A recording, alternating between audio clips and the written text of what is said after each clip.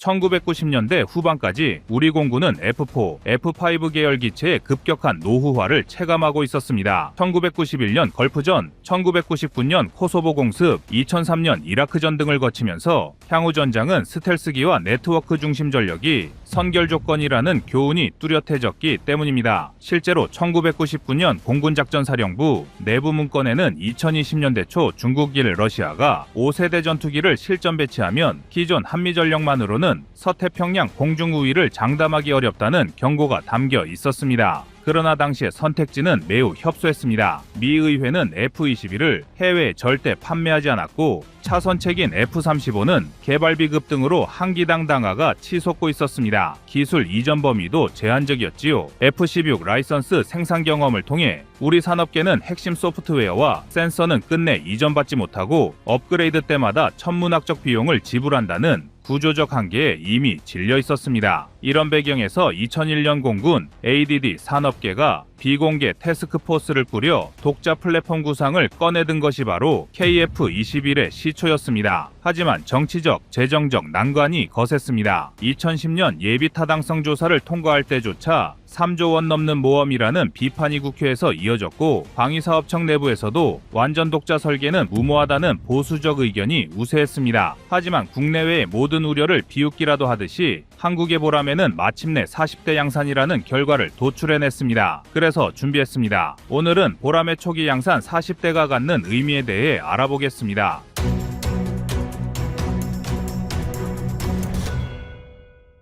카이 설계팀은 초기에 두 가지 길을 저울질했습니다. 첫 번째는 유럽 타이푼, 그리펜처럼 완전 공개 공동 개발로 가는 길, 두 번째는 미국 F-35처럼 코어 폐쇄 주변 기술 개방 모델이었습니다. 심사숙고 끝에 대형 엔진, 전술 소프트웨어 풀스택 역량이 부족하니 모듈별 제한적 블랙박스 방식을 택하자는 결론에 이르렀습니다. 즉, 기체 구조와 환경 제어 시스템은 공개 사양으로 공유하되 레이더 무장 인터페이스처럼 민감 영역은 암호화 모듈을 삽입해 보안과 확장성을 동시에 확보하는 방식입니다. 2017년 카이 시험비행센터 조종사들은 미국 에드워즈 기지에서 F-16 레드플래그 훈련 데이터를 전수받았습니다. 이를 기반으로 세 가지 필수 탑재 요건을 도출했는데요. 미티어 AIM 1위 공급 중거리 미사일 통합, 에이사 레이더 완전 운용, IFF 모드 5 완전 통합이 그것입니다. 나머지 디지털 RWR, 전자전 제머, 추가 스텔스 외피 보강은 블록2 이후로 넘겼습니다. 이를 통해 80% 성능을 앞당겨 전력화하고 나머지 20%는 실전 데이터를 기반으로 업그레이드하자는 미 해군 F-18이 슈퍼호넷 진화 모델과 유사한 발상이었습니다. ADD는 150회 넘는 통합 시뮬레이션 끝에 KF-21 블록1이 F-15K 대비 공대공 생존성이 1.35배에 높다는 확률 모델을 제출했습니다. 이 객관적 수치가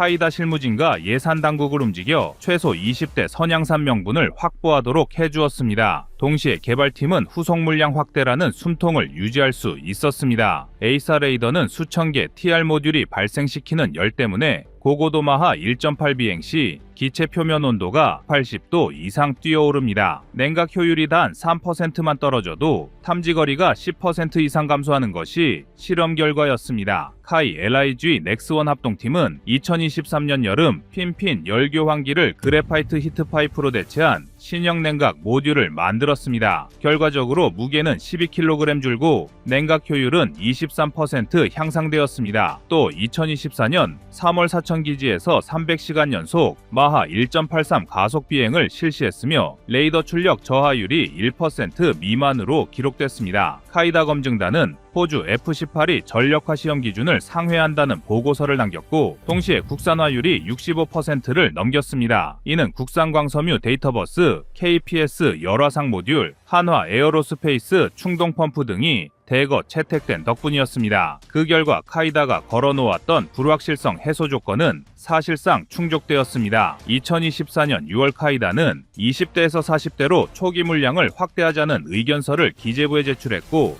대통령실은 대량 양산으로 인한 단가 인하가 예산 부담을 상쇄한다는 결론을 승인했습니다. 이로써 보람의 프로젝트는 본격 양산 궤도에 올라섰습니다. KF-21은 한미 동맹 관계 속에서 독특한 양면성을 지닙니다. 미국은 표면적으로 동맹 전력 보안을 강조하지만 실제로는 자국 방산 기업의 시장 점유율 하락을 우려해 무장 소프트웨어 인터페이스 라이선스를 까다롭게 책정했습니다. 예를 들어 AIM-120 시 AI-2 미사일을 탑재하려면 소프트웨어 블랙박스 접근 인증을 받아야 하며 이때 라이선스 비용이 기체당 약 280만 달러에 달합니다. 2022년 이후 세계 전투기 시장은 격변하게 됐습니다.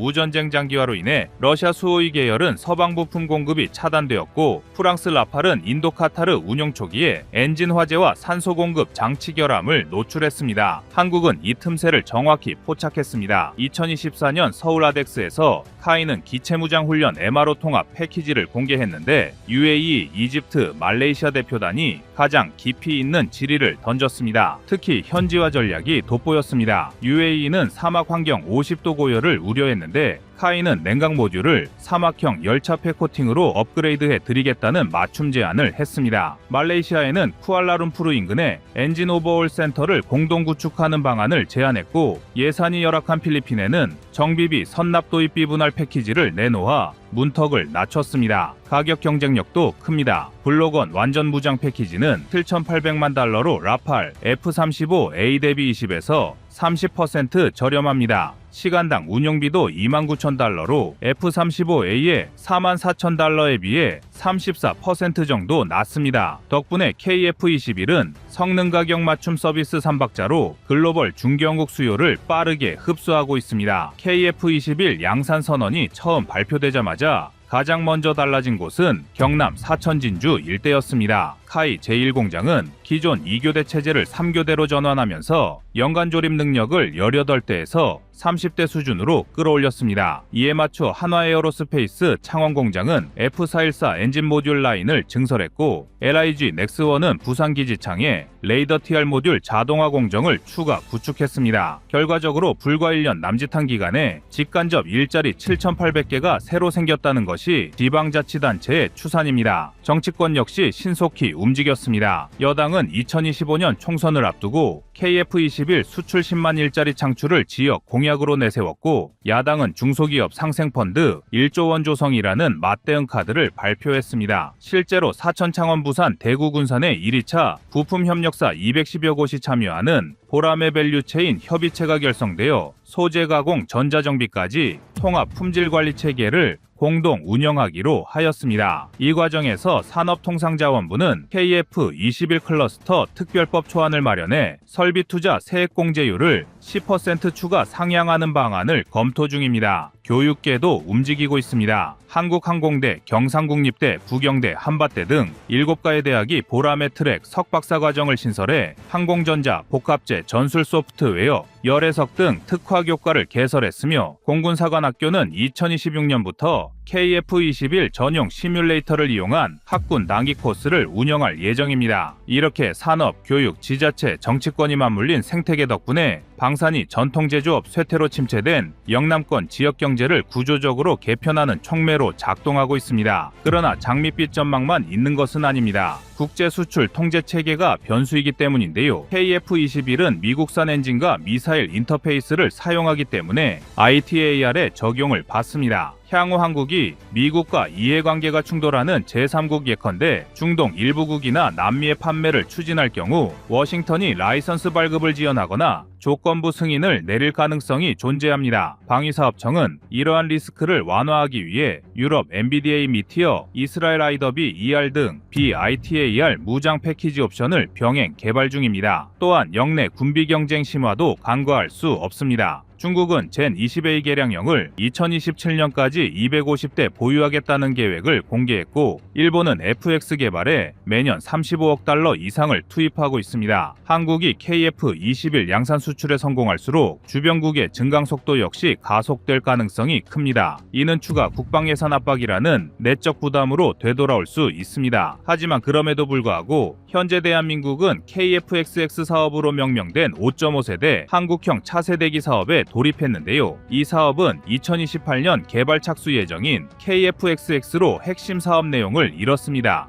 쌍발 엔진 개발, 내장 무장창, 완전 협동형 AA 조종 지원, 부분 내열복합제 구조를 특징으로 합니다. ADD의 개념 설계안에 따르면 최대 이륙 중량은 35톤급, 항속거리는 2,500km 수준이며 2035년 초도 비행, 2040년 전력화를 목표로 삼고 있습니다. 이는 일본 FX, 호주 NGF, 프랑스 독일 FCAS와 같은 6세대 기급에 근접한 성능입니다. 이제 KF-21 보라매는 더 이상 시제품이 아닙니다. 그것은 한국이 기술 주권, 전략적 자율성 산업 고도화라는 세 가지 목표를 한꺼번에 달성할 수 있음을 실증한 결과물이자 동시에 한미동맹 구조를 더욱 성숙하게 다루기 위한 협상 카드이기도 합니다. 물론 인도네시아 분담금, ITAR, 영내 군비 경쟁 같은 잠재 리스크는 상존합니다. 그럼에도 불구하고 우리는 이제 외산 전투기를 들여와 의존하던 시대를 넘어 스스로 설계하고 생산하며 세계 무대에서 룰을 제시하는 새로운 항공 강국의 문턱에 서 있습니다. 보라매가 내년 그리고 그 다음 해에 실제 전력화되는 순간 대한민국은 더 이상 조연이 아닌 무대 중앙의 플레이어로 인식될 것입니다. 이제 남은 과제는 이 비상을 일회성 성공으로 끝내지 않고 KF-XX, 멈티, 우주 기반 센서 네트워크까지 끊김없이 이어가는 것입니다. 보라매의 힘찬 날갯짓은 곧 한국 안보와 방위 산업이 맞이할 새 시대의 서막을 알리고 있습니다.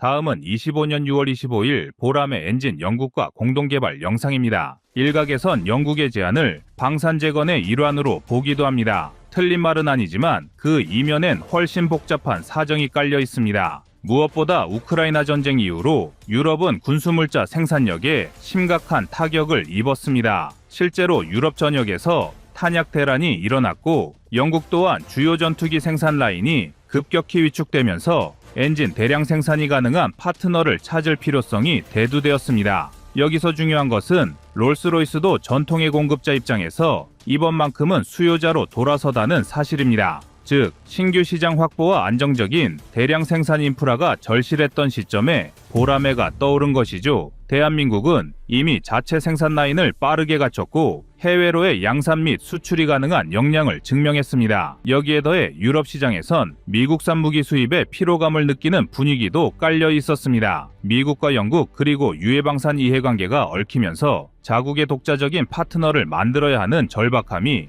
영국을 움직인 셈입니다. 특이하게도 이번 협력 제안은 기업 대 기업이 아니라 영국 정부 차원의 공식 요청이라는 점에서 그 의미가 남다릅니다. 정치, 외교적 타이밍, 그리고 우크라이나 이후 방산체계의 재편 필요성까지 여러 요인이 맞물린 결과 대한민국이 원톱 파트너로 선택된 셈입니다. 이쯤에서 KF-21 보라매가 왜 세계의 주목을 받는지 더 깊이 들여다볼 필요가 있습니다. 처음 개발 당시만 해도 국내외 반응은 과연 한국이 첨단 전투기를 그것도 자체적으로 완성할 수 있을까라는 의구심이 많았습니다. 하지만 1차 시제기 비행, 각종 실탄 테스트, 항속거리와 무장 통합 등에서 연이어 좋은 성적을 내면서 이제는 한국산이라 성능이 떨어진다는 의심 자체가 구시대적 편견이 되어가고 있습니다. 특히 KF-21은 기존 4.5세대 전투기와 비교해 스텔스 기반 설계, 무장 호환성, 항속거리, 정비 편의성,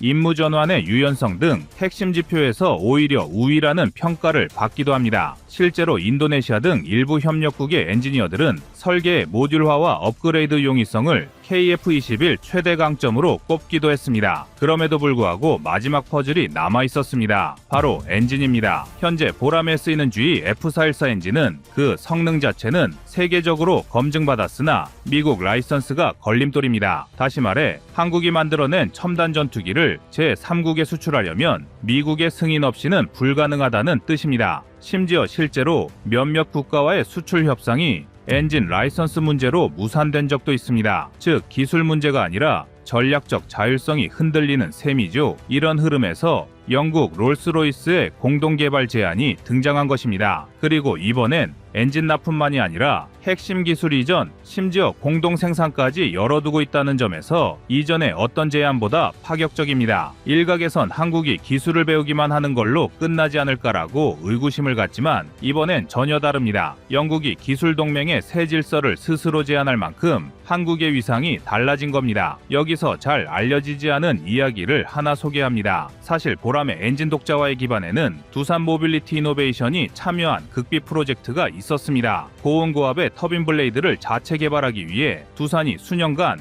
항공용 세라믹 복합 소재 연구에 매달린 결과 최근에야 실질적인 성공을 거두었다는 것이 업계의 정설입니다. 이 기술이 상용화되면 기존의 꿈의 소재라 불리던 세라믹 터빈을 완전히 국산화할 수 있게 됩니다. 당연히 국산 엔진 독자 개발 시기도 훨씬 빨라지고 그만큼 해외 파트너와의 협상력도 대등해질 수 있습니다. 이러한 흐름은 전 세계 항공 엔진 업체들에게도 게임의 법칙이 바뀌고 있다는 경각심을 심어주고 있습니다. 이제 한국은 기술 전수만 받는 나라가 아니라 협상의 한 축을 당당히 요구할 수 있는 나라가 된 것입니다. 그래서 영국이 이번에 먼저 손을 내민 것이고 앞으로 기술 파트너십의 주도권도 달라질 수 있다는 점에서 그 파장이 큽니다. 그럼 왜 한국은 굳이 전투기 엔진 독립을 서둘렀을까요? 바로 수출 자율권 때문입니다. 보라매가 아무리 우수해도 미국 엔진을 쓰는 한중동, 동남아 혹은 비동맹국 수출길이 언제든 막힐 수 있다는 게 현실입니다. 미국의 전략적 이해관계에 따라 수출이 허가되기도 하고 또 갑자기 막히기도 하는 겁니다. 실제로 이 엔진 하나 때문에 수조 원짜리 수출 계약이 좌절된 사례도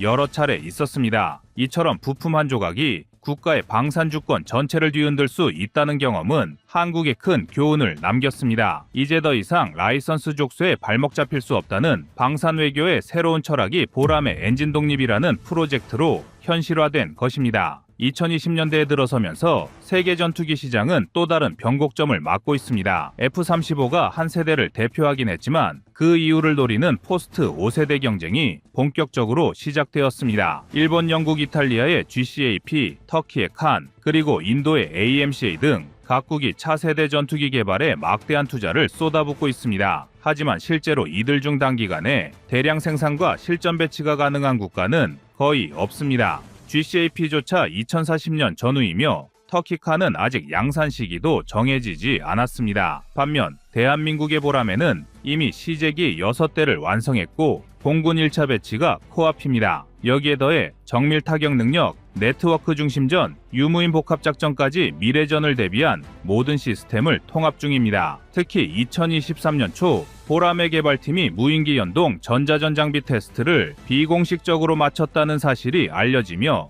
해외 언론들의 반응이 뜨거웠습니다. F-35조차 아직 완전한 유무인 연동을 구현하지 못한 상황에서 한국이 다음 세대로 한 발 더 나아가고 있다는 평가가 나오고 있습니다. 여기서 또 하나 중요한 점은 보람의 해외 시장 반응입니다. 기존의 F-35가 너무 비싸거나 미국과 정치적으로 미묘한 국가들은 사실상 전투기 현대화 자체가 불가능에 가까웠습니다. 그런데 KF-21 보람에는 이들 국가의 현실적인 대안으로 부상했습니다. 필리핀, 말레이시아, 이집트, 이라크, 아랍에미리트, 모로코 등 국방 예산이 빠듯한 신흥국부터 미국과의 이해관계로 고민하는 국가들까지 포함하면 이미 구매 의향서를 전달한 나라만 해도 10여 개국이 넘습니다. 그야말로 관심 리스트에 올라있는 나라들을 모으면 트럭 한 대에 실어도 부족할 정도입니다. 수출 효과는 숫자에서도 명확하게 드러납니다. KF-21은 한 대당 약 900억 원으로 당초 목표 양산 물량과 일부 수출 물량 300대만 넘겨도 단순 본체 판매뿐 아니라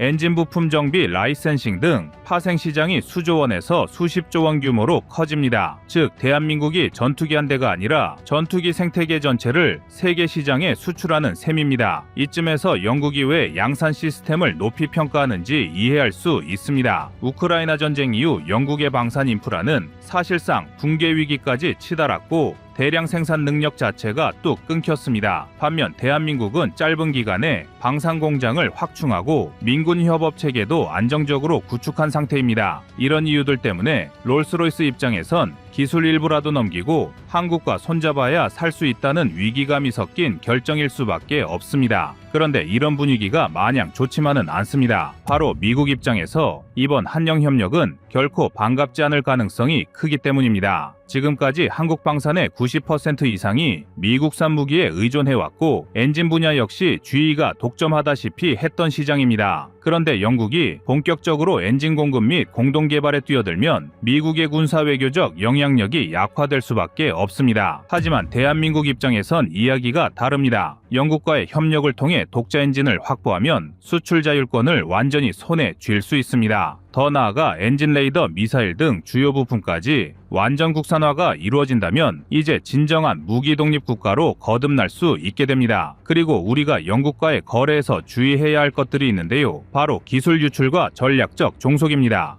겉으론 공동개발이라 해도 막상 알고리즘, 핵심 제어권, 핵심 소재 기술 등 진짜 기술의 심장까지 확보하지 못하면 또 다른 의존만 만들어낼 수도 있습니다. 이것은 정부 차원에서 기술 이전 범위와 조건을 최대한 명확히 하고 동시에 국내 엔진 독자 개발 인프라에 대한 투자도 계속 늘려야 할 시점입니다. 사실 방산 시장은 독점 체제에서 다극화 체제로 옮겨가고 있습니다. 이 틈새에서 한국이 독자 노선을 확보하지 못하면 한 번의 실수로 또 다른 종속고리에 갇힐 수도 있습니다. 그렇기 때문에 지금 영국과의 협력은 매우 중요한 지표가 될 것입니다. 지금 이 시점의 변화는 단순히 전투기 한 대의 성공이 아닙니다. 대한민국이 스스로 쌓아올린 기술, 생산, 전략적 신뢰를 바탕으로 세계 방산 질서를 바꿀 수 있다는 강력한 메시지이자 이제는 미국의 그림자를 벗어나 기술 독립의 주역으로 떠오를 수 있다는 실질적 가능성의 신호탄입니다.